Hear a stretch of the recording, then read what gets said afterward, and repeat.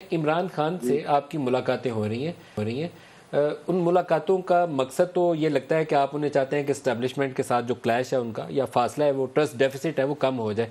کیا پیش رفت ہے؟ دیکھیں کوشش تو ہر ایک کی یہی ہونی چاہیے جو ملک کے ساتھ مخلص ہے اور جس کو ہمدردی ہے اور جو دیکھ رہا ہے کہ موجودہ صورتحال ہم کس طرف جا رہے ہیں, ہماری اکانومی کس طرف جا رہی ہے, ہمارا دفاع کس طرف جا رہا ہے, ہمارے معاملات خرابی کی طرف جا رہے ہیں. تو ہر کسی کی یہ کوشش ہونی چاہیے کہ معاملات ایسے ٹھیک ہوں کہ اس سے ہم ایک اچھا راستہ نکال سکیں ملک کے لیے. اور جب تک کہ اجاز صاحب آپ نے انہیں کوئی پیغام بھی دیا؟ نہیں, پیغام تو میرا پیغام یہ ہے کہ آپ کے تعلقات ہر ایک کے ساتھ ٹھیک ہونے چاہیے اور اگر کوئی آپس میں اختلافات ہیں تو ان کو دور کرنا چاہیے اور اگر دل میں کوئی رنجش ہے وہ بھی دور ہونی چاہیے. اور اتنی سخت جس طرح کے آج کل سوشل میڈیا پہ آپ دیکھ رہے ہیں ہر کسی کا جو چاہتا ہے وہ کر لیتا ہے, تو میں نے کہا یہ چیزیں جو ہیں یہ نہیں ہونی چاہیے.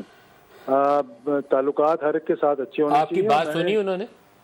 جی بالکل, کیوں نہیں سنیں گے میری بات. مطلب ہم 2007 میں بھی اکٹھے رہ چکے ہیں, 1981 سے میں ان کو جانتا ہوں بڑی قریب سے.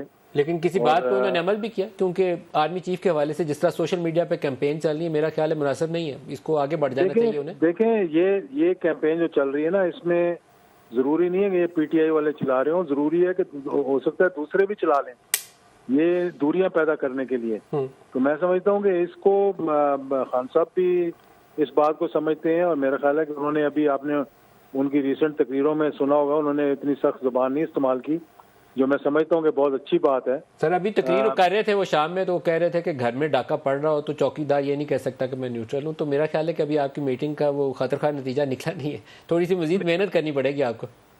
چلیں وہ کوئی بات نہیں, ہر کسی کو مل کے محنت کرنی چاہیے.